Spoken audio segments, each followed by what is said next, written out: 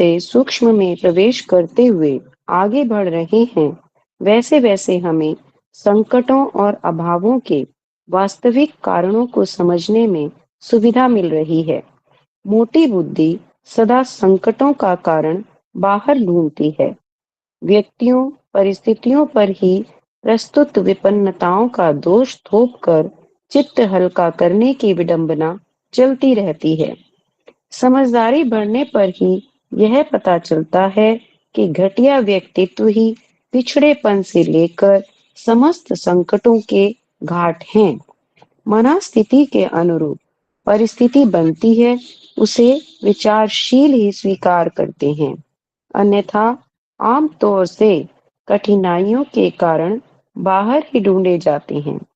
गहराई में प्रवेश किए बिना न तो वास्तविकता जानी जा सकती है और न उनके निवारण का कारगर उपाय ही बन पड़ता है।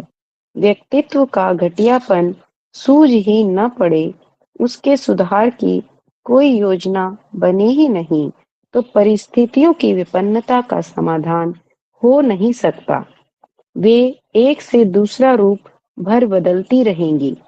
बहुत समय पहले शारीरिक रोगों को बाहरी भूत पलितों का आक्रमण माना जाता था। पीछे वात पित्त कफ का ऋतु प्रभाव का कारण उन्हें माना गया। उसके बाद रोग कीटाणुओं के आक्रमण की बात समझी गई। रोगों की शोधों का अगला चरण यह बना कि आहार की विकृति से पेट में सड़न पैदा होती है और उस विष से रोग उत्पन्न होते हैं। यह क्रम अधिकाधिक गहराई में प्रवेश करने का, अधिक बुद्धिमत्ता का, स्थूल से सूक्ष्म में उतरने का है। इस प्रगति क्रम में उतरते उतरते इन दिनों आरोग्य शास्त्र के क्षेत्र में इस तथ्य को खोज निकाला गया इस तथ्य को खोज निकाला गया है कि शारीरिक रोगों के संदर्भ में आहार विहार, विषाणु आक्रमण आदि को तो बहुत ही स्वल्प मात्रा में दोषी ठहराया जा सकता है। रुग्णता का असली कारण व्यक्ति की मनःस्थिति है। मनोविकारों की विषाक्तता यदि मस्तिष्क पर छाई रहे तो उसका अनुपयुक्त प्रभाव नाड़ी संस्थान के माध्यम से समूचे शरीर पर पड़ेगा। फलतः दुर्बलता और रुग्णता का कुचक्र बढ़ते बढ़ते अकाल मृत्यु तक का संकट खड़ा कर देगा। नए अनुसंधान जीवनी शक्ति का केंद्र हृदय को ही नहीं, मस्तिष्क को मानते हैं। रक्त की न्यूनाधिकता या विषाक्तता को रुग्णता का उतना बड़ा कारण नहीं माना जाता जितना कि मानसिक अवसाद एवं आवेश को। साइको न्यूरो इम्यूनोलॉजी की पूरी अवधारणा इसी पर आधारित है। सुविख्यात मनःशास्त्री एच एलन वर्गर के शोध ग्रंथ a history of dynamic psychiatry के अनुसार शरीर की प्रत्यक्ष और अप्रत्यक्ष क्रियाओं पर पूरी तरह मानसिक अनुशासन ही काम करता है। अचेतन मन की छत्र छाया में रक्ताभिसरण, आकुंचन प्रकुंचन, श्वास प्रश्वास, निमेष उन्मेष, ग्रहण विसर्जन, निद्रा जागृति आदि की अनैच्छिक कहलाने वाली क्रियाएं चलती रहती हैं। चेतन मन के द्वारा बुद्धिपूर्वक किए जाने वाले क्रियाकलापों और लोक व्यवहारों का ताना बाना बुना जाता है। शरीर की परोक्ष और प्रत्यक्ष क्षमता पूरी तरह अचेतन और चेतन कहे जाने वाले मना संस्थान के नियंत्रण में रहती है। उसी के आदेशों का पालन करती है। शरीर का पूरा पूरा आधिपत्य मन मस्तिष्क के ही हाथों में रहता है। उस क्षेत्र की जैसी भी कुछ स्थिति होती है, उसका प्रभाव शरीर पर पड़ता है। यदि मस्तिष्क आवेशग्रस्त होगा तो शरीर के अवयवों में उत्तेजना और बेचैनी छाई रहेगी। इस स्थिति में ऐसे रोग उत्पन्न होंगे जिनसे शरीर के उत्तेजित होने, गर्म होने, फटने फूटने जैसे अनुभव होने लगे। यदि मस्तिष्क उदास, हताश, शिथिल हो जाएगा तो उस अवसाद का प्रभाव अंग अवयवों की दुर्बलता के रूप में देखा जा सकेगा। यह मोटा निष्कर्ष हुआ। बारीकी में उतरने पर पता चलता है कि अमुक शारीरिक रोग अमुक मनोविकार के फलस्वरूप उत्पन्न होते हैं और वे तब तक बने ही रहते हैं जब तक कि मानसिक स्थिति में कारगर परिवर्तन न हो। मनीषी एसपी ग्रासमैन के शोध पत्र न्यू हॉरिजॉन्स ऑफ साइकोलॉजी में प्रकाशित इस अनुसंधान ने उस असमंजस को दूर कर दिया है जिसके अनुसार रोगियों को चिकित्सकों के दरवाजे ठोकरें खानी पड़ती हैं, नित नई दवाएं बदलनी पड़ती हैं, किंतु आशा निराशा के झूले में झूलते हुए समय भर बीतता रहता है। रोग हटने का नाम नहीं लेते। तेज औषधियां अधिक से अधिक इतना भर कर पाती हैं कि बीमारी के स्वरूप और लक्षण में थोड़ा बहुत फेरबदल प्रस्तुत कर दें। जीर्ण रोगियों में से अधिकांश का इतिहास यही है, जिससे औषधि उपचार की निरर्थकता ही सिद्ध होती रहती है। आहार विहार जन्य साधारण रोग तो शरीर की निरोधक जीवनी शक्ति ही अच्छी करती रहती है, उसी का श्रेय चिकित्सकों को मिल जाता है। सच्चाई तो यह है कि एक भी छोटे या बड़े रोग का शर्तिया इलाज अभी तक संसार के किसी भी कोने में किसी भी चिकित्सक के हाथ नहीं लगा है। कोई भी औषधि अपने आश्वासन को पूरा कर सकने में सफल नहीं हुई है। अंधेरे में ढेले फेंकने जैसे प्रयास ही चिकित्सा क्षेत्र में चलते रहते हैं। उसी भगदड़ में कभी-कभी किसी अंधे के हाथ बटेर लग जाती है। यदि ऐसा न होता तो कम से कम चिकित्सकों को खुद तो रुग्ण रहना ही न पड़ता। उनके घर वाले संबंधी तो बीमारियों से ग्रसित नहीं ही रहते। देखा यह गया है कि दवाओं की भरमार बीमारियों को घटाती नहीं, वरन उस नई विषाक्तता के शरीर में घुस पड़ने से नए नए उपद्रव और खड़े होते हैं।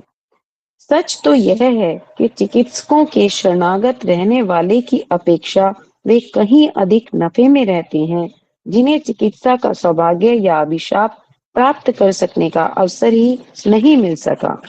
शरीर शास्त्री भी अब इस निष्कर्ष पर पहुंचे हैं कि आरोग्य और रुग्णता की कुंजी मना क्षेत्र में सुरक्षित है। मानसिक असंतुलन और प्रदूषण का निराकरण किए बिना किसी को भी स्वस्थ शरीर का आनंद नहीं मिल सकता। जीवनी शक्ति का पिछले दिनों बहुत गुणगान होता रहा है। उसे प्राप्त करने के लिए आकाश पाताल के कुलाचे भी मिलाए जाते रहे हैं। टॉनिकों, हार्मोनों और ग्रंथि आरोपणों जैसे प्रयोग परीक्षण की भरमार रही है, किंतु गरीबों की बात तो दूर, करोड़पतियों, शासनाध्यक्षों एवं स्वयं चिकित्सकों तक को उस प्रयास में कुछ पल्ले न पड़ा। अब यह निर्णय निकला है कि जीवनी शक्ति कोई शरीरगत स्वतंत्र क्षमता नहीं है, वरन जिजीविषा की मानसिक प्रखरता ही अपना परिचय जीवनी शक्ति के रूप में देती रहती है। मानसिक स्थिति के उतार चढ़ावों के अनुरूप यह जीवनी शक्ति भी घटती बढ़ती रहती है। शरीर की बलिष्ठता, सक्रियता, स्फूर्ति ही नहीं, कोमलता, सुंदरता और कांति तक मानसिक स्थिति पर अवलंबित हैं। विपन्नता की मनस्थिति में भय, शोक, क्रोध आदि के अवसर आने पर तो तत्काल आकृति से लेकर शरीर की सामान्य स्थिति पर बुरा प्रभाव पड़ते प्रत्यक्ष देखा जाता है। यदि मनोविकार जड़ जमा लें तो समझना चाहिए कि शरीर एक प्रकार से विपन्नता में फंस ही गया और उस दलदल से निकल सकना चिकित्सा उपचार के बलबूते की बात नहीं रह गई है।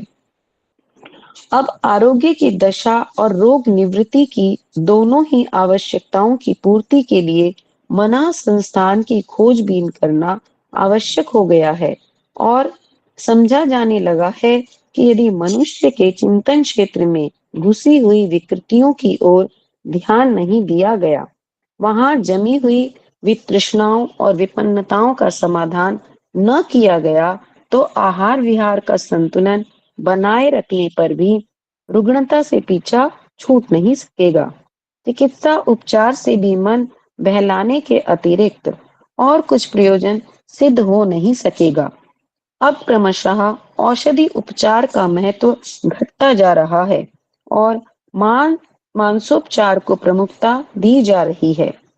मानसिक बीमारियों की पिछले दिनों अलग से गणना होती रही है और उनका क्षेत्र अलग रहा है।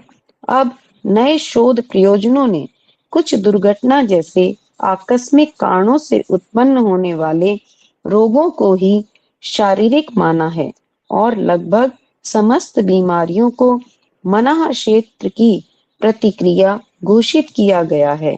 गहरी खोजों के फलस्वरूप आरोग्य जैसे मानवीय जीवन के अति महत्वपूर्ण प्रयोजन पर नए सिरे से विचार करना होगा और आहार विहार के ही गीत न गाते रहकर यह देखना होगा कि मनस्विता बनाए रहने के लिए क्या कुछ किया जा सकता है। मानव मन के विशेषज्ञ एरिके फ्रॉम के ग्रंथ मैन फॉर हिमसेल्फ के अनुसार मानसिक विकृतियों में से सामयिक उलझनों के कारण तो बहुत थोड़े से होते हैं, अधिकतर उनका कारण नैतिक होता है। छल, दुराव एवं ढोंग, पाखंड के कारण मनुष्य के भीतर दो व्यक्तित्व उत्पन्न हो जाते हैं, एक वास्तविक, दूसरा पाखंडी। दोनों के बीच भयंकर अंतर्द्वंद खड़ा रहता है। दोनों एक दूसरे के साथ शत्रुता बनाए रहते हैं और विरोधी को कुचलकर अपना वर्चस्व बनाने का प्रयत्न करते हैं। यह अंतर कलह सारे मना क्षेत्र को अशांत बनाए रखती है।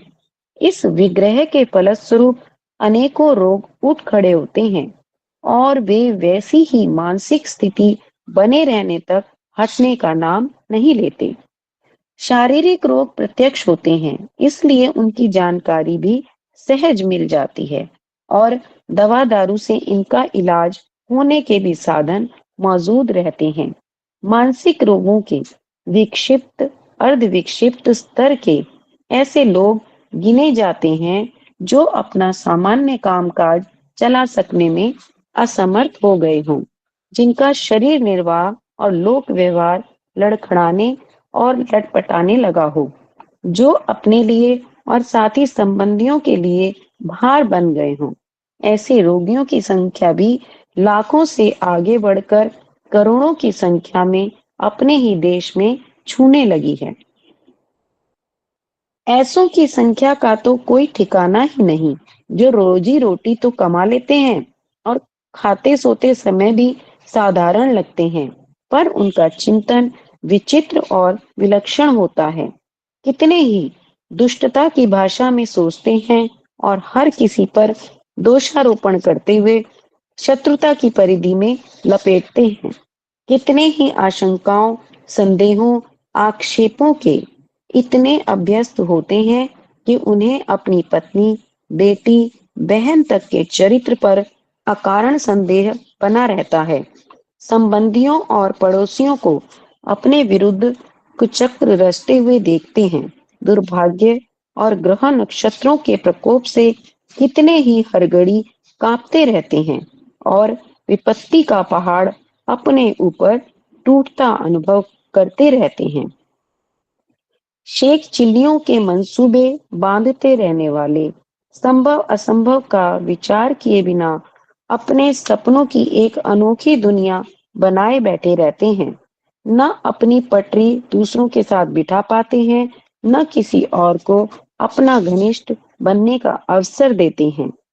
परिस्थिति का मूल्यांकन कर सकना, दूसरों की मनःस्थिति और परिस्थिति समझ सकना उनके लिए संभव नहीं होता। अटपटे अनुमान लगाते और बेतुके निष्कर्षों पर पहुंचते हैं। विचार जो भी उठे, वे एक पक्षीय सनक की तरह बिना किसी तर्क वितर्क का आश्रय लिए बेलगाम घोड़े पर चढ़कर दौड़ते चले जाते हैं। जो सोचा जा रहा है उसका आधार क्या है और उस सनक पर चढ़े रहने का अंततः परिणाम क्या निकलेगा, इतना समझ पाना उनके शत विकसित मस्तिष्क के लिए संभव नहीं होता। यह सनक कभी-कभी आक्रामक हो उठती है, तो जो भी उनकी चपेट में आता है, उसे सताने में कसर नहीं छोड़ते। मित्र को शत्रु, शत्रु को मित्र समझने में उनकी अदूरदर्शिता पग-पग पर झलकती है। आयु बड़ी हो जाने पर भी सोचने का तरीका बालकों जैसा ही बना रहता है। अपनी कार्य पद्धति को किसी उद्देश्य के साथ जोड़ सकना उनसे बन नहीं पड़ता।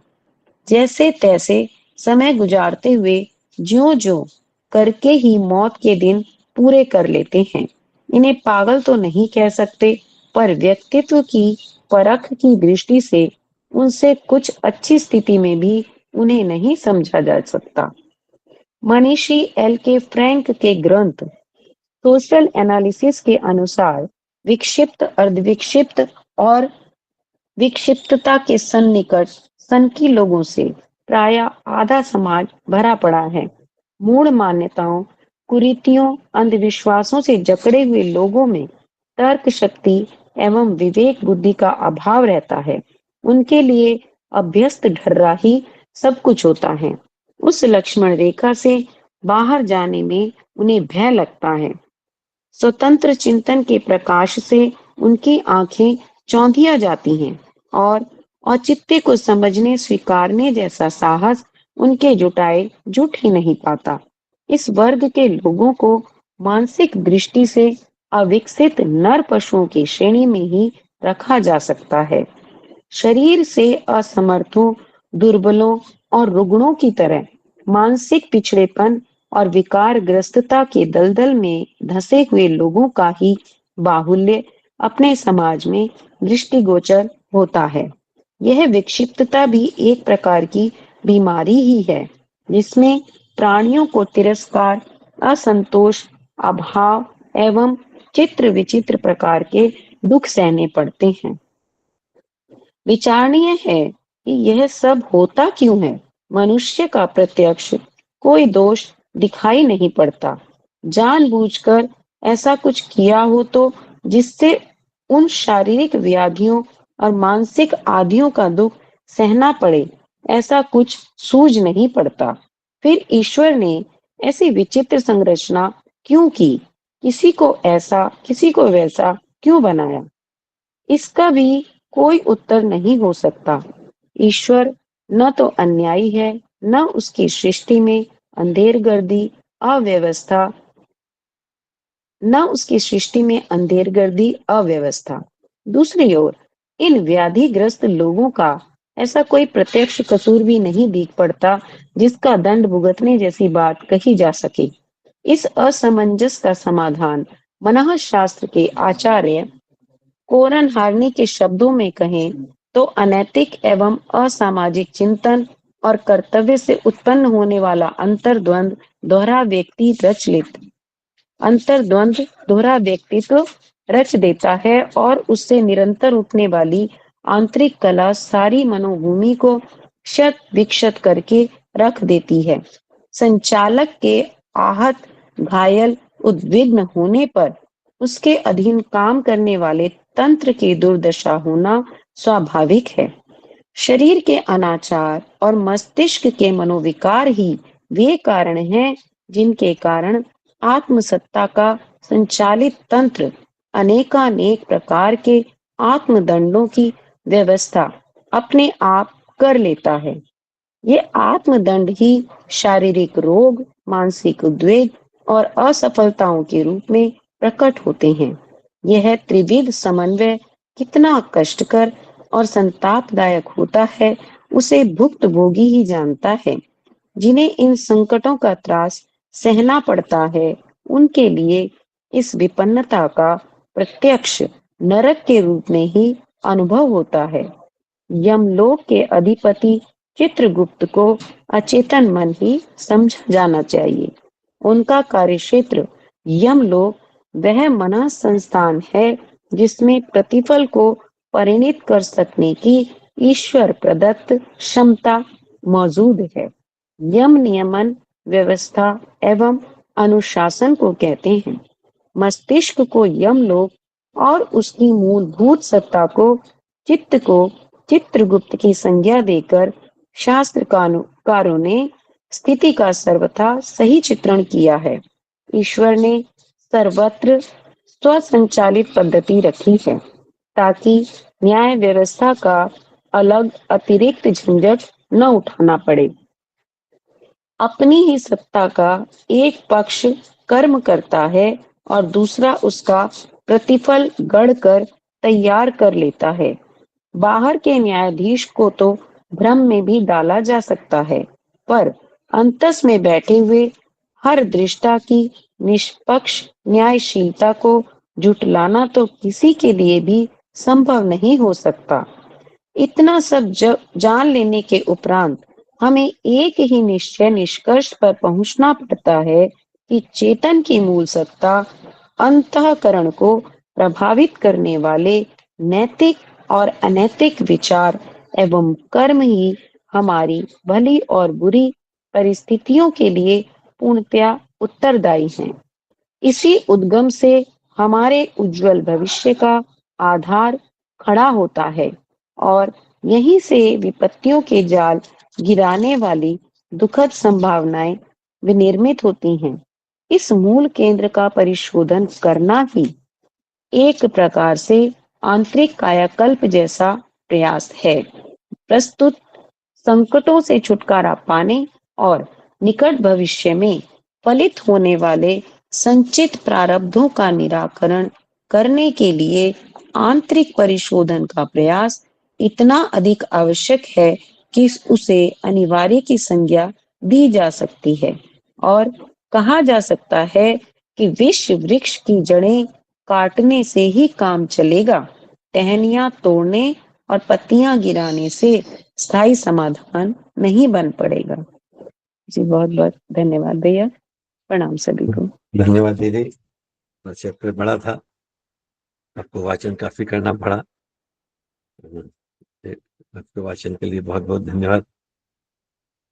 आज का जो विषय है, इसकी टाइटल गुरुदेव ने लिखी है, यमलोक का चित्रगुप्त हमारा अचेतन मन ही है। इन दिनों अचेतन मन पर जितना कुछ नियमित रूप से चिंतन मनन चलते जा रहा है, उसको देख करके तो उस कारण कभी कभी ऐसा लगता है कि ये जो बात आती है कि संसार जो है पृथ्वी परमाणुओं की धूल है, वो इसी से धीरे धीरे दिमाग के अंदर में स्पष्ट होती है कि हम जो कुछ भी कर रहे हैं उसके होने का कुछ और कारण होता है और उन्हीं की गतिविधियों पर सारा का सारा क्रम चलता रहता है। चीजें दृश्य जगत पर होती हुई दिखती हैं, पर वस्तुतः वह सूक्ष्म में कहीं और घटित होती हैं और कुछ समय बाद हमारे यहाँ पर हमको नजर आती है होती हुई बातें। जैसे कई बार कोई डायरेक्ट टेलीकास्ट हो रहा है, तो जब यूट्यूब पर उस डायरेक्ट टेलीकास्ट को देखते हैं तो फ्रिक्शन ऑफ सेकंड थोड़ा लेट आता है, हो जाता है वहां पर, यूट्यूब में थोड़ी देर बाद नजर आता है। तो सूक्ष्म में कई चीजें घट चुकी होती हैं, स्थूल में हमको बाद में नजर आती हैं। और ये सूक्ष्म जो है, यही चित्रगुप्त की बात है। गहना कर्मगति में इसका बहुत विस्तार से परम पूज्य गुरुदेव ने उल्लेख किया है। ये एक सिद्धांत है कि मनस्थिति के अनुसार परिस्थितियां बनती हैं, किंतु इस बात को हम वो कहते तो हैं जैसा मनस्थिति होता है वैसा परिस्थिति बनती है, लेकिन व्यवहारिक जीवन में हम ये देखते हैं कि प्रैक्टिकली हमको यही लगता है कि परिस्थितियों के कारण मनस्थिति बनती है। ये बात पढ़ लेते हैं कि जैसा मनस्थिति होगी, लेकिन एक्चुअल उतरने में बहुत समय लगता है। जब अपने पास कुछ भी घटता है ना, तो दोष परिस्थितियों पर ही जाता है। उस समय चिंतन पे बात जाती नहीं है कि मनस्थिति में कौन सी चीज गड़बड़ हुई जिसके कारण कि ये हुआ।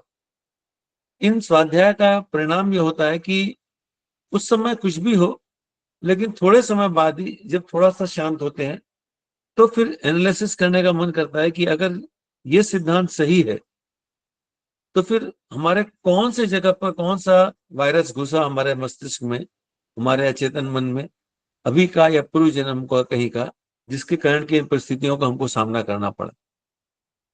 और जो ही ये बात आती है तो और कुछ हो या नहीं हो, सबसे पहले जिन बाहरी कारणों को हम दोष दे रहे होते हैं वे सारे कारण समाप्त हो जाते हैं। हम किसी व्यक्ति को, किसी घटना को, किसी वस्तु को दोष देते हैं, लेकिन जो ही हम इस पर सोचते हैं तो वे सब के सब दूर होते चले जाते हैं। अब इसको इस इस चिंतन को करने का कारण गुरुदेव एक और बात यहाँ लिखते हैं कि घटियापन का, व्यक्तित्व का घटियापन सूझ ही न पड़े तो सुधार की कोई योजना बने भी कैसे। हम जब ये सोचते हैं कि कहीं ना कहीं हमारे में कोई गड़बड़ी रही होगी, तो फिर सोचते हैं कि कौन सी गड़बड़ी हुई होगी, तो फिर उसको सुधार करने का भी मन बनता है। अगर कोई गलती है ही नहीं तो सुधारेंगे किसको। और अगर परिस्थितियों में कुछ कुछ मुसीबतें आई हैं, विपन्नता आई है, तो उसका कारण मनस्थिति की किसी न किसी क्षेत्र में कुछ गड़बड़ी तो हुई है। हमको समझ में आए या ना आए ये बात की बात है, पर उस पर सोचने का काम हमको शुरू कर देना पड़ता है। शारीरिक रोगों के संबंध में पिछले भी चैप्टर्स में बात आई कि जितने भी शारीरिक रोग हमको देखे जा रहे हैं, ये अब विज्ञान भी मान लिया है कि इसका उपज कहीं ना कहीं मेंटल स्थिति पे होता है। असली कारण व्यक्ति की मनस्थिति होती है, जिसके कारण शारीरिक रोग होते हैं। हम सब जानते हैं कि पहले इनको रक्त की गड़बड़ियां, पेट, ब्रेन, ये सब माना जाता था। अब सब समझ में आ गया कि केवल मन के कारण ही सारा का सारा रोग होता है। अभी मैं एक किताब पढ़ रहा था आयुर्वेद की, उसमें वात, कफ और पित्त के ऊपर वर्णन किया है, और उसमें लिखा है कि 80% से ज्यादा रोग वात के रोग होते हैं। और वात का रोग का एकमात्र कारण होता है कि हमारे जीवन में प्रेम न होने से वात का रोग होने लगता है। यही बात यहाँ कहते हैं कि प्रेम अगर जब नहीं होगा तो मन में हमेशा निगेटिव चीजें आएंगी, उल्टी चीजें आएंगी, नकारात्मक चीजें आएंगी। और ये जो नकारात्मकता जो मस्तिष्क में या मन में जो चीज बढ़ती जाएगी, उसका परिणाम हमारे पूरे शरीर के ऊपर में देखने को मिलता रहता है। यहाँ इसलिए आगे बात कर रहे हैं कि शरीर की प्रत्यक्ष और अप्रत्यक्ष क्रियाओं पर पूरी तरह मानसिक अनुशासन, क्रियाओं पर पूरी तरह मानसिक अनुशासन ही काम करता है। बाहर का अनुशासन नहीं काम करता है। बाहर के अनुशासन से हम थोड़े समय के लिए कर लेते हैं।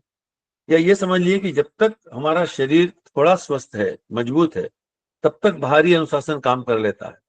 लेकिन शरीर रुग्ण हो गया या वृद्धावस्था ऐसी आ गई कि अब शरीर पर नियंत्रण नहीं आ रहा है, तो मानसिक अनुशासन की कमी के कारण उस समय सारी की सारी मुसीबतें आने लगती हैं।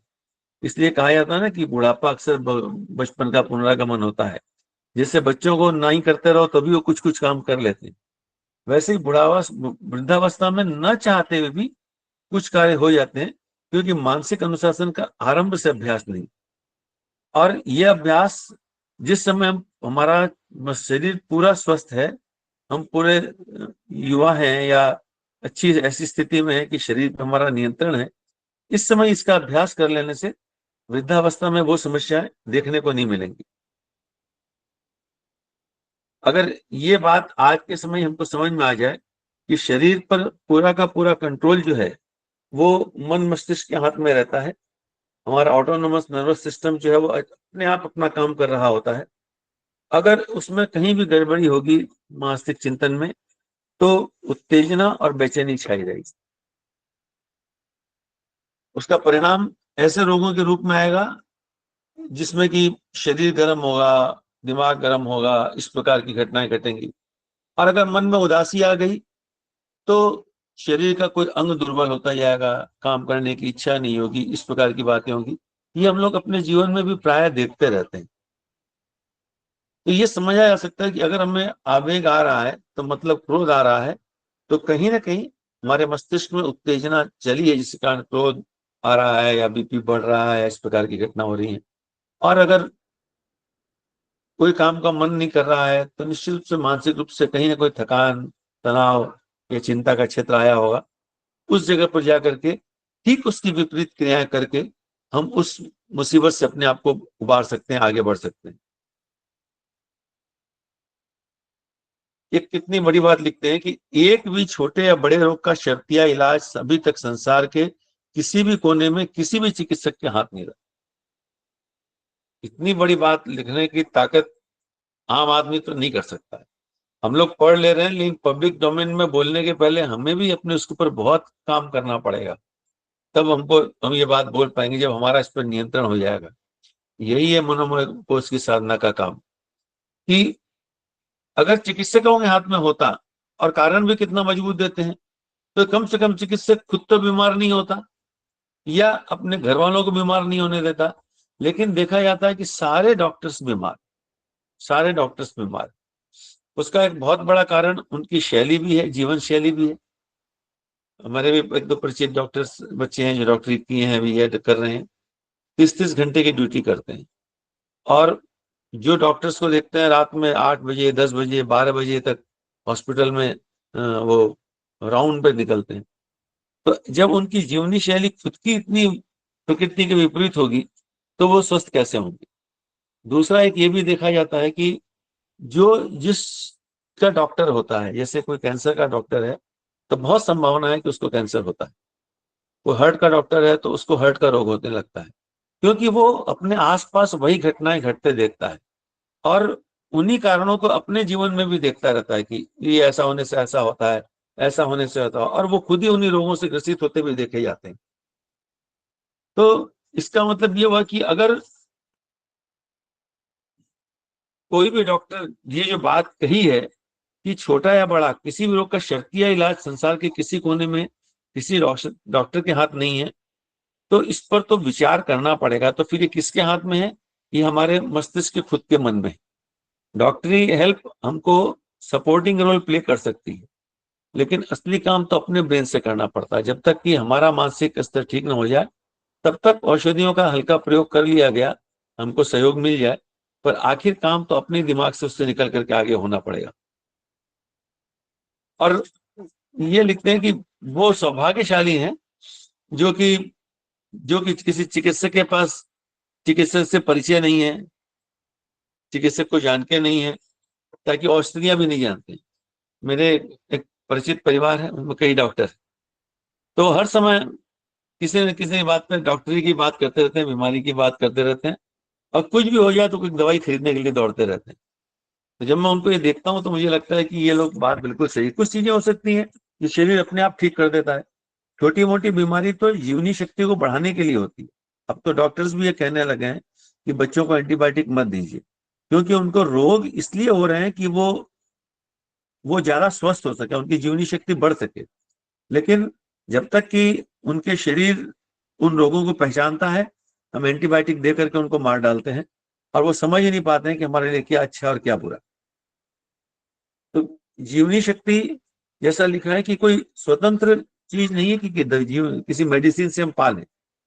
हमको ताकत मिल सकती है, हमको एनर्जी मिल सकती है, लेकिन जीवनी शक्ति बिल्कुल उसकी अलग चीज है, जो कि अपने चिंतन से ही हमको अपने अंदर में पैदा करनी पड़ती है।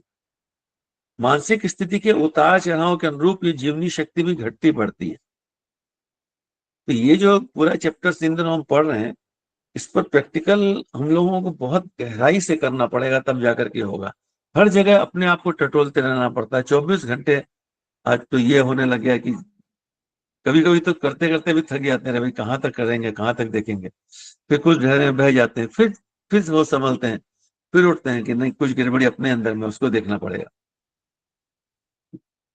अगर मानसिक उपचार को महत्व दिया गया, जो गुरुदेव ने कहा कि विचार क्रांति अभियान जिस बात को लिखा, अगर ये सही हो गया तो रोग अपने आप कम होते जाएंगे। हो सकता है रोग पूरे समाप्त तो नहीं होंगे, क्योंकि बाहरी परिस्थितियां भी हैं और जन्म जन्मांतरों के भी हमारे अपने संस्कार हैं, लेकिन वे कम से कम होने लगेंगे।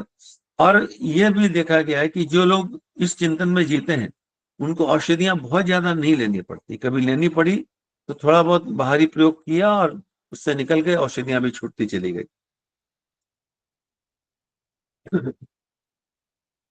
इसका एक मानसिक कारण भी यहाँ लिखते हैं कि छल दुराव एवं ढोंग पाखंड के कारण मनुष्य के भीतर दो व्यक्तित्व उत्पन्न हो जाते हैं। ड्यूअल पर्सनालिटी हमारी हम सबकी बनी रहती है, और ये बिल्कुल सही बात है। ड्यूअल पर्सनालिटी केवल मानसिक रोग वैसे मत देखिए, एक स्वस्थ आदमी की भी ड्यूअल पर्सनालिटी रहती है। हम जो कुछ कहते हैं समाज के अंदर में एक अच्छा व्यक्ति के रूप में अपने आप को परिभाषित करने के लिए, हम पे अगर कोई दबाव न हो तो हम कई बार उसके ठीक विपरीत काम करने लगे। जैसे मान लीजिए कि ये हम सबकी जो कहते हैं कि सुबह जल्दी उठना चाहिए, और हम खुद कई बार देर तक पड़े रह जाते हैं, तो ये क्या है, दोहरा चरित्र बन जाता है ना। हम इंद्रिय संयम की बात करते हैं, जीभ के चटोरेपन से बचने की बात करते हैं, पर हमारे पास भी जब मौका आता है तो उस अवसर को हम भी छोड़ना नहीं चाहते। तो ये दो तरह का व्यक्तित्व तो हर आदमी के अंदर बनता चले। हम जैसा सोच रहे हैं, हम वैसा ही अगर अपना व्यक्तित्व हम बनाते रहें तो हमारी बहुत सी समस्याएं हल हो जाएंगी। गुरुदेव एक जगह लिखते हैं कि आदमी की आधी शक्ति वह बताने में लग जाती है जो वो नहीं है, और आधी वो छुपाने में लग जाती है जो वो है। तो ज्यादा बेहतर है हम जैसे हैं वैसे जिए, क्या तकलीफ की बात है। हमको अच्छा दिखने की, का स्वांग करने की या उसके लिए प्रयास करने की कोई आवश्यकता नहीं। जैसे हैं वैसे हैं। और हमें अगर स्वीकार करना है, तो हम जिस रूप में उस रूप में आप हमें स्वीकार करिए। अच्छी बात है अगर स्वीकार करना ही है तो नहीं तो एक आंतरिक द्वंद खड़ा रहेगा, और इस आंतरिक द्वंद का प्रभाव हमारे मानसिक विकारों पर भी होता रह सकता है। गुरुदेव यहाँ आगे लिखते हैं कि कितने ही दुष्टता की भाषा में सोचते हैं और हर किसी पर दोषारोपण करते हुए शत्रुता की परिधि में लपेटते रहते हैं। कितने ही नहीं, सबके साथ हो। हमारे साथ जब कोई ऐसी घटना घट जाती है, मान लीजिए जो हमारे पसंद नहीं आ रही है, तो एक दुष्टता का विचार, दुष्टता मतलब बैर का विचार हमारे मन में सहज रूप से पैदा हो जाता है, और सामने वाले व्यक्ति को कई बार हम अपना दुश्मन मान लेते हैं। कल तक वो हमारा मित्र था, आज किसी कारण से हमारी उसकी नहीं पटी या हमारी अपेक्षाओं के अनुरूप उसने काम नहीं किया, तो हम उसको, उसके साथ कहीं ना कहीं एक अनकही शत्रुता का भाव ले लेते हैं। भले अपनी पूरी चतुराई के कारण हम उस शत्रुता को दर्शाए नहीं, बताए नहीं, पर अंदर में अंदर एक गांठ बना लेते हैं, जो गांठ हमको बहुत कष्ट देती है आगे चल करके। ग्रंथि भेदन में 3 गांठों में इस इन प्रकार की सारी गांठों को हमको फोड़ना पड़ता है। अगर किसी व्यक्ति क्या ने हमारे प्रति कोई ऐसा कार्य किया जो हमारी अपेक्षाओं के अनुरूप नहीं था, तो फिर बजाय इसके कि उसके प्रति कोई ऐसा भाव लेने के लिए, हमको पहले तो मन में ये विचार रखना चाहिए कि जरूर कोई ऐसा कारण रहा होगा जिसके कारण कोई ऐसी बात हुई होगी जिसके कारण कि वो उस प्रकार काम नहीं कर सका जैसे हम चाहते थे। वक्त पर मौका आएगा तो उससे पूछ लेंगे, जान लेंगे। अन्यथा इतना विश्वास तो रखें, जब हम उस पर विश्वास रखते हैं तो आपस का विश्वास बढ़ता रहता है। और जब हमारे मन में बैर या संदेह के भाव आते हैं तो आपस का विश्वास भी कम होने लगता है और दूरियां बढ़ने लगती हैं। संदेह संदेह की उपज ऐसे ही होती है। संदेह हमेशा बिना किसी कारण के होता है, और बाद में कारण पैदा होते चले जाते हैं। आगे बढ़ करके आदमी इसके अंदर में जो गुरुदेव लिखते हैं कि संबंधियों और पड़ोसियों को अपने विरुद्ध कुचक्र रचते हुए देखा जाता है। दुर्भाग्य और ग्रह नक्षत्रों के प्रकोप उस पर हर में पड़े रहते हैं। उसको लगता है हर समय कोई व्यक्ति मेरे अगेंस्ट में कुछ कर रहा है। दुनिया में किसको फुर्सत पड़ी है, सब अपनी अपनी मुसीबतें नहीं झेल पा रहे हैं, दूसरे की मुसीबतों को कहां तक क्रिएट करते रहेंगे। सच्ची बात तो यही है। तो ऐसे व्यक्ति किसी के साथ भी घनिष्ठता नहीं बैठा पाते, और अकेले थकेले जीते जीते खुद भी मानसिक रोगी होने लगते हैं, और यही बढ़ करके सनक की स्थिति में आ जाती है। इसी लोग हम आगे सनकी भी कहते हैं। ये सनकी हो गया, अकारण कुछ आक्रामक चीज करते हैं, अकारण किसी पर को दोषारोपण करते हैं, अकारण किसी को अपना शत्रु बना लेते हैं, अकारण किसी को बहुत गहरा मित्र बना लेते हैं। सम्यक सम्यक स्थिति में वो रह ही नहीं पाते। गुरुदेव लिखते हैं कि इन्हें हम पागल तो नहीं कह सकते, पर व्यक्तित्व की परख की दृष्टि से उनसे कुछ अच्छी स्थिति में भी उन्हें समझा नहीं जा सकता। यानी एक तरीके से उनका पागल ही कहना चाहिए। यानी गुरुदेव की इतनी अच्छी है कि कहते हैं पागल तो नहीं कह सकते क्योंकि पागल कहना बुरा है, लेकिन वो पागल से कम भी नहीं होते। और यहाँ लिखते हैं कि ऐसे लोगों से प्राय आधा समाज भरा, आधा नहीं बल्कि अधिकांश समाज ऐसे लोगों से ही भरा है। सावधानी इस बात की होनी चाहिए कि कम से कम हम उन लोगों की गिनती में ना, कम से कम हम जो पढ़ते जा रहे हैं हम ऐसे लोगों की गिनती में ना आए। वे एक ढर्रे की जिंदगी जीते रहते हैं, उस ढर्रे से बाहर निकलने का साहस भी नहीं कर पाते, उसी ढर्रे में जीते हैं, उसी ढर्रे में मर जाते हैं। ऐसे व्यक्ति को अविकसित नर पशुओं की श्रेणी में ही रखा जा सकता है।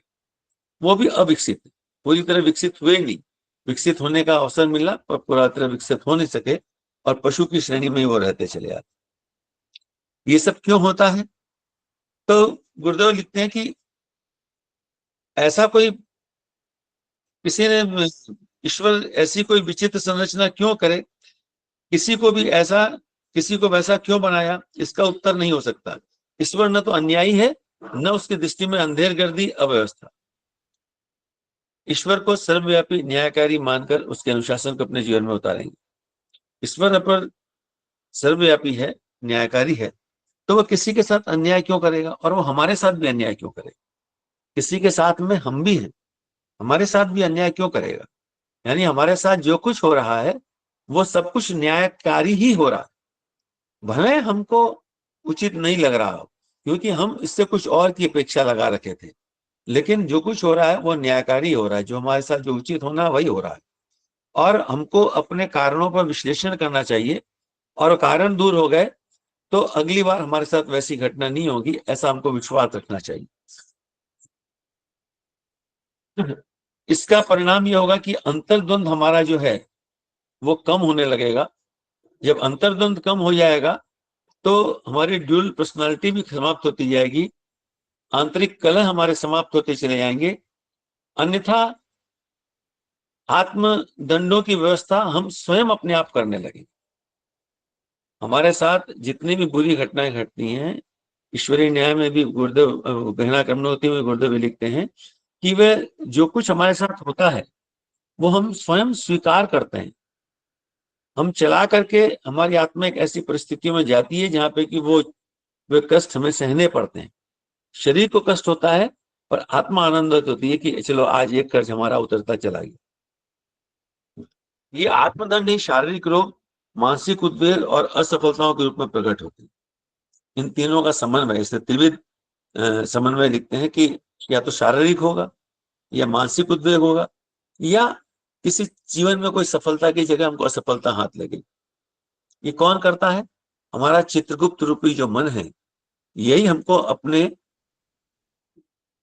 अपने कर्मों के कारण ही इन फलों पर डालता चला जाता है, और कर्मों का कारण हमारा मन है। और जब हमारी ड्यूअल पर्सनालिटी समाप्त हो जाएगी, हम जो सोच रहे हैं वही करते जाएंगे, तो फिर उसमें कमियां अपने आप कम होती जाएंगी। अगर हमने अगर अपने आप को आध्यात्मिक व्यक्ति माना है तो आध्यात्मिक व्यक्ति बनने का हमको भरपूर प्रयास करना चाहिए। अगर कोई चोर है और वो चोरी कर रहा है तो क्या बड़ी बात है, वो तो चोर है ही है, वो तो कह रहा है मैं चोर हूं। वही बात उसमें गहना करने पुस्तक में भी आती है कि एक चपरासी को अपराधी का, एक चपरासी, एक अफसर, एक जज अलग अलग एक ही अपराध करें तो उनके दंड अलग अलग किस्म के होते हैं, क्योंकि उनसे उस प्रकार की अपेक्षाएं की जाती हैं। यमराज जैसे, यम जो देवता है जिनको मृत्यु का देवता माना जाता है, वस्तु तो वह मृत्यु का देवता नहीं है, वो नियम के देवता है, नियम की व्यवस्था बनाते हैं, नियम का पालन करते हैं, अनुशासन के देवता हैं। और चित्रगुप्त उनका जो जो उनका असिस्टेंट के रूप में बताया गया है, वह हमारी आत्मा ही, हमारा जीवात्मा ही है, हमारा मन ही है, जो गुप्त रूप से हमारे चित्रों को लेता रहता है और ऑटोनोमस सिस्टम में, स्वसंचालित प्रक्रिया में हमको अपने कर्मों के फल की ओर ले जाता चला जाता है। बाहर का न्यायाधीश दूसरे प्रभाव में आकर के गलत निर्णय दे सकता है, पर अंदर का न्यायाधीश कभी भी गलत निर्णय नहीं दे सकता, क्योंकि उसको बाहरी चीजें कुछ भी प्रभावित नहीं करती है, वो आंतरिक रूप से अपनी चीजों से प्रभावित होता है। इसलिए गुरुदेव लिखते हैं कि चेतन की मूल सत्ता अंतःकरण को प्रभावित करने वाले नैतिक और अनैतिक विचार एवं कर्म ही हमारी भली और बुरी परिस्थितियों के पूर्णतया उत्तरदायी। संचित प्रारंभों का निराकरण करने के लिए आंतरिक परिशोधन का प्रयास इतना अधिक आवश्यक है कि उसे अनिवार्य की संज्ञा दी जा सकती।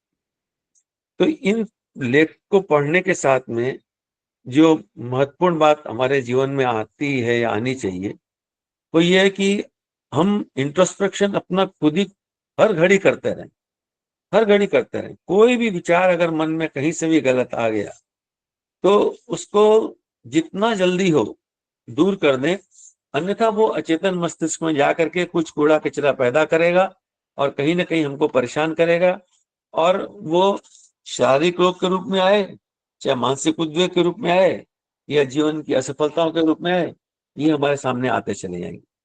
इसीलिए हम बहुत सावधान होकर के अपना जीवन जिएं ताकि जीवन को हम आनंद के साथ जी सकें।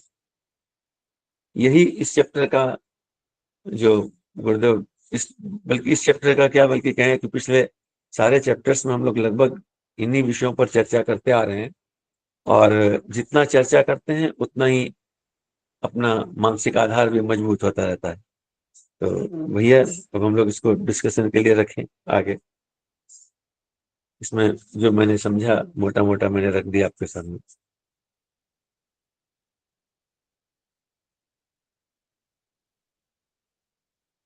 इस पर सब अपनी राय रख सकते हैं। जी मीना दीदी।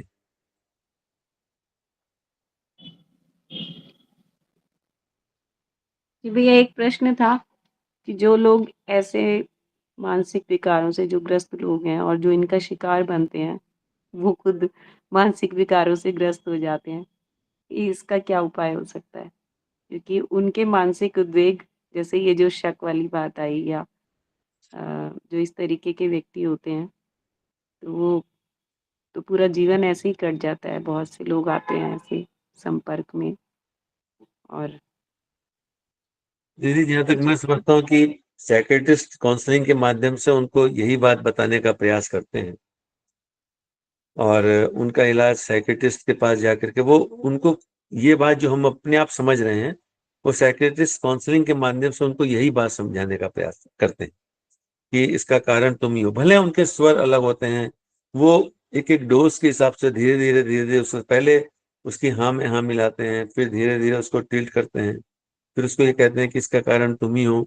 वो क्रम से अपने तरीके से उनके अपने अपने टूल्स से वैसे करते हैं। लेकिन जो स्वस्थ हैं, कम से कम मानसिक रोग नहीं है, रोगी नहीं है अभी तक, वो तो इस सब पढ़ करके सावधान हो जाए अपने खुद के प्रति। वस्तुतः आदमी खुद को ही ठीक कर सकता है, दूसरे को आम आदमी तो नहीं कर सकता। लेकिन हाँ, साइकेट्रिस्ट जो है वो इस पे काम करते हैं काउंसलिंग के माध्यम से। और हम आप सब भी अपने अपने जीवन में जो लोग हमारे आते हैं संपर्क में, उनको कम से इसी प्रकार की बातें उनके साथ उनको समझाने का प्रयास करते हैं। पर मैं जब इसको पढ़ रहा था तो मुझे लगता है कि हमको अपने लिए कितना काम करना बाकी। आपकी बात का ज्यादा अच्छा जवाब तो कोई साइकेट्रिस्ट दे सकेंगे, कोई डॉक्टर्स में हो तो वो बताएंगे।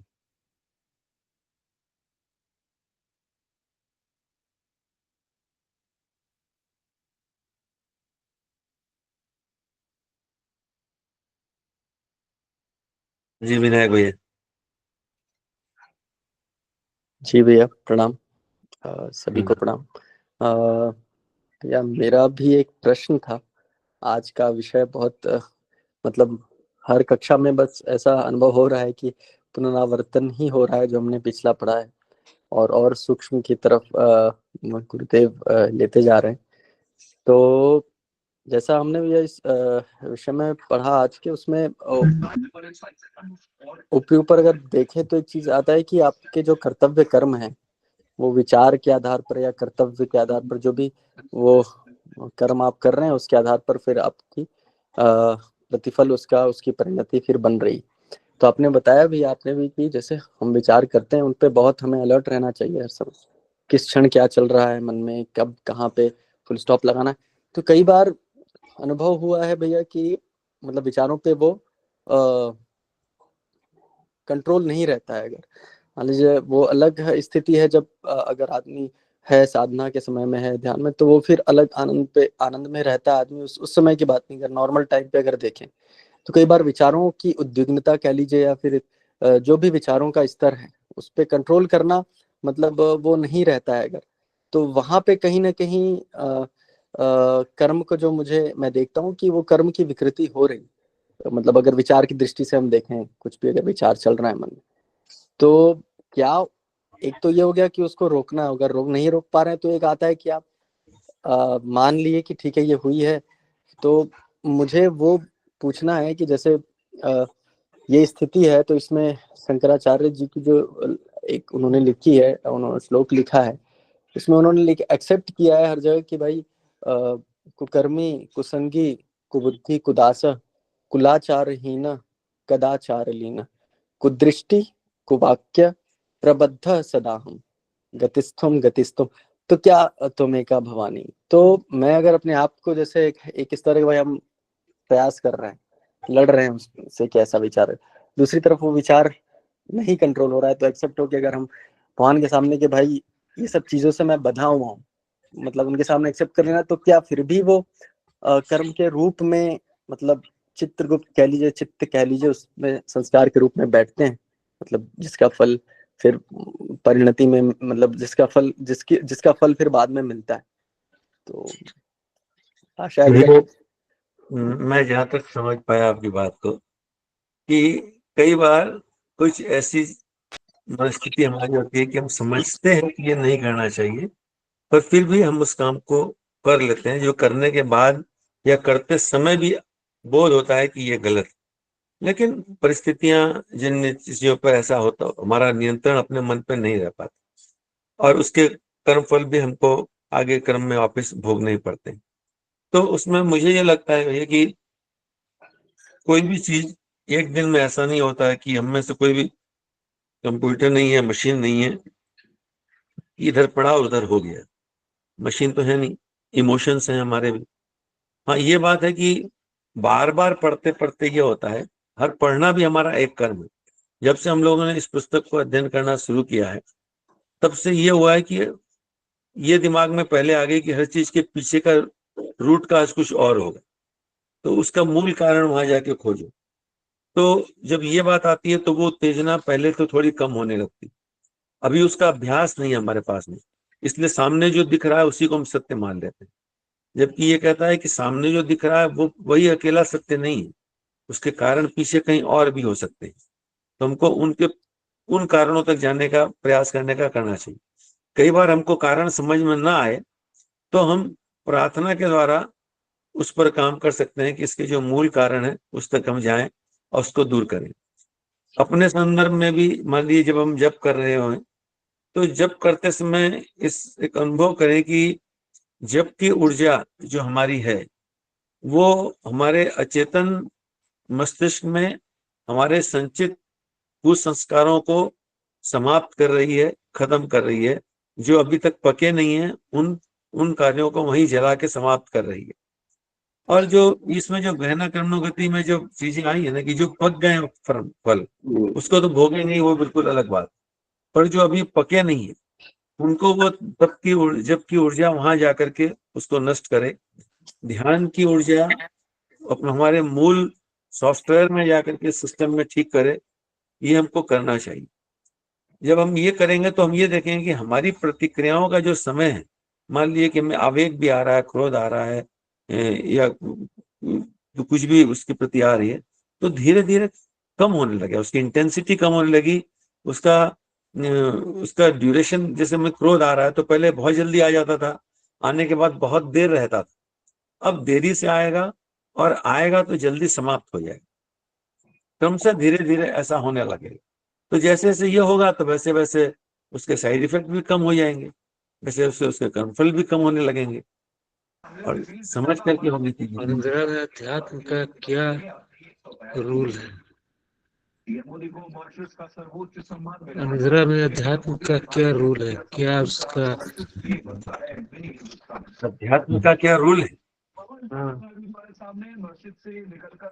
अध्यात्म तो अपने अध्ययन, अपने आप को समझना, जानना, मानना, ये है। इसके रूल पे तो हम लोग सब बात कर रहे हैं। इसका कोई एक रूल नहीं हो सकता, इसका रूल यही है जो ब्रह्म पूज्य गुरुदेव ने 18 सूत्रों में हमको दिया है, सत्संकल्प।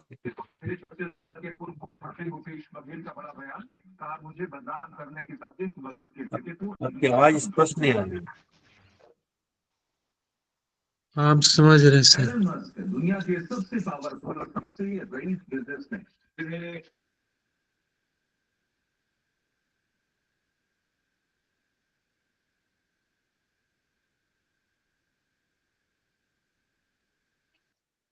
जी गोकुल भैया प्रणाम। प्रणाम भैया से प्रणाम। एक बात अभी आपने कही बड़ी अच्छी, इस पे कैसे कार्य किया जाए कि हम जैसे हैं वैसे उसको स्वीकार करें। तो इस पे कैसे काम किया जाए? होता क्या, जैसे कोई आदमी एक आंख से खराब है, चाहे कोई एक पैर से खराब है, अगर उसको वो बात कोई कहता है तो वो बहुत तेज उसको लगती है और वो एकदम उग्र हो जाता है। कोई गोरा है, कोई काला है, तो इस तरह की चीजों को जो हम हैं उसको एक्सेप्ट करने का उसको क्या तरीका ऐसा बताया जाए कि वो उस पर काम करे कि हम भैया जो देखिए, मैं हैं आपको या जो अभी मीना दीदी को मैंने कहा कि औरों के लिए तो मैं कुछ कह ही नहीं सकता। मैं ये किताब ये पढ़ रहा हूँ तो अपने लिए ही पढ़ते हैं। हम औरों के प्रति क्यों हैं? हम खुद के लिए जिए ना। पहले पहले इतने स्वार्थी बन जाए कि स्वार्थ से हमारा परमार्थ सिद्ध होने लगे। हमको अपना आत्म सुधार संसार की सबसे बड़ी सेवा, यानी सबसे बड़ा स्वार्थी बनने की बात हमको बात सिखा। हम अपने लिए चिंतन किया, हम उस पर्सनालिटी में जीने लग गए, नहीं जी रहे हैं। और अगर अपने लिए तो हम मान ही सकते हैं ना, दूसरा हमको क्या बताए। दूसरों के लिए हम कम सोचें। मानवीय अचेतन मस्तिष्क जो हमारे अपने अचेतन मस्तिष्क के लिए और हमारे अपने जीवन के लिए ज्यादा बातें हो रही। हम इससे क्या लाभ उठा सकते हैं? और जब हम लाभ उठा लेंगे तो हमारे आसपास के लोग उसको देख करके शायद हो सकता है उनके मन में प्रभाव आए, आज नहीं तो कल, कल नहीं तो परसों। नहीं, तो जैसे इससे अपने अगर संदर्भ में कोई बात आती है तो उसको कैसे इस पर कार्य किया जाए, उसको हाँ, स्वीकार अपने किया संदर्भ जाए में कि तो हमको पता है ना कि जी हम क्या हैं। अपना आत्मविश्लेषण जी तुमको ईमानदारी से करना पड़ेगा ना। हमको अगर जी कोई रोग जी हो जी गया है, हम डॉक्टर के पास जाके अगर नहीं मानेंगे हमको रोग नहीं है, तो जी जी डॉक्टर क्या करेंगे? हम्म। हमको पहले अपने लिए मानना चाहिए, मैं जैसा भी हूँ। मेरा मन, मैं जी आलसी हूँ, प्रमादी हूँ, दुष्ट हूँ, जी असंयमी हूँ, जो भी हूँ, पहले मैं जैसा हूँ वैसा अपने आप को मानूं कि हम ऐसा हूँ। अगर मैं नहीं हूं तो जी जबरदस्ती मानने की जरूरत नहीं है। पर अगर मैं हूं जी और कितने परसेंट में हूं, कितने परसेंट में उसको मानूं, मानूंगा तो फिर अगला स्टेप होगा कि हाँ गुरुदेव, यहाँ तक तुम हैं। इसीलिए प्रार्थना आती कि जननी हमें दीन दुख दुबारित के दारित के घेरे, जितने भी कुटिल कपटी तो बालक हैं तेरे। पहले को मानना तो पड़, मानने के बाद ईश्वर के पास जाते हैं, एज ए डॉक्टर उसके पास, अपने गुरु के पास जाते हैं कि मैं ऐसा हूं, अब इसमें से करेक्शन आप करिए। अगर हम अपने आप को मानेंगे नहीं तो कोई दूसरा हमें क्या करेगा? अपना विश्लेषण हमको खुद ईमानदारी से करना, जबरदस्ती भी नहीं करना। मैं चोर नहीं हूं तो जबरदस्ती अपने आप को चोर क्यों मानूं? जी जी लेकिन अगर कहीं भी किसी भी प्रकार का चोरी का भाव अगर मेरे मन में कहीं भी आया है, तो रात्रि की तत्वबोध की साधना में तो उसको ध्यान कर ही लेना पड़ेगा कि आज ये विचार गलत आ गया मेरे मन। जी आत्मबोध गुरुदेव तत्वबोध की इसको साधना जो बड़ी महत्व। जी जी जी जी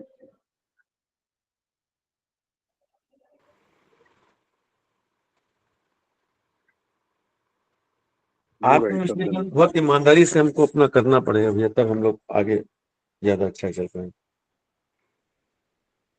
तो भैया समय भी हो रहा जी है। जी अपना जी प्रणाम। समय हो गया है। अब जी समाप्त किया। जी जी। आइए शांति पाठ करें। ओम शांति शांति। सभी को प्रणाम। प्रणाम भैया, सभी भैया लोगों को